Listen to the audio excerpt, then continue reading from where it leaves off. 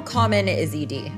Well, it kind of depends on how you look at it. If you go with a strict definition using the IIEF, it has about a 40% lifetime male incidence. That means 40% of us all over the world at one point or another will have erectile dysfunction as categorized by the IIEF with a severe, like a numerical definition.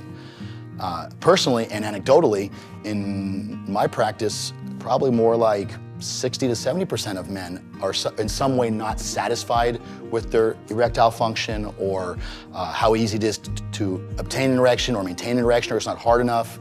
It's important, part of the mental aspect of erectile dysfunction is to not get down about it. It's not gonna end your sex life. It's a problem, you need to face on, you need to address it, you need to be direct with your doctor, you need to take those small changes, those small actionable objectives to overcome it. And one of the most important things to remember is this is not something that's gonna get better on its own. This is something that, the more you tend to ignore it, the worse it tends to get over time. So it's something that if you take charge of it, you recognize it, you work on it, you can start to have meaningful improvement pretty much right away.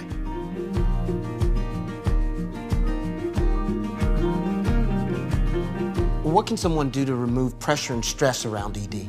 Well, one thing that I like to kind of encourage my guys to do is to kind of think of it more as erectile fluctuation. And that's kind of how I refer to it, because for most guys, it's not a consistent thing, unless there is a medical condition or a serious psychological issue or a, medication side effect.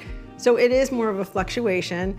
And so to kind of think of it that way and approach, pretty much approach every sexual interaction as kind of a clean slate, to just know that it's not a stable thing typically, it's much more of a fluctuation.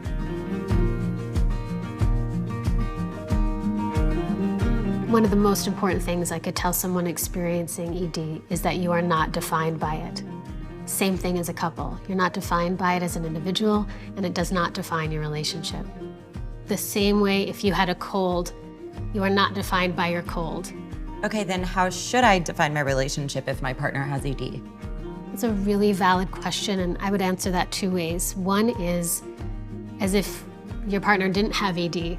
That's how little it really needs to be a part of the relationship. You don't want to kick it out. It's like you want to include it, but it's not going to stop you from having really positive, successful sexual experiences, intimate experiences, and being close. It's kind of like, well, there's a new thing on the menu of possibilities, and we're gonna include that in our repertoire. And number two, the second important way to define your relationship is to really have a conversation with yourselves and each other about what really are the most important things to each of you that make a relationship great. And that's what defines your relationship. Or even more specifically, what makes your relationship great? And that's what defines it.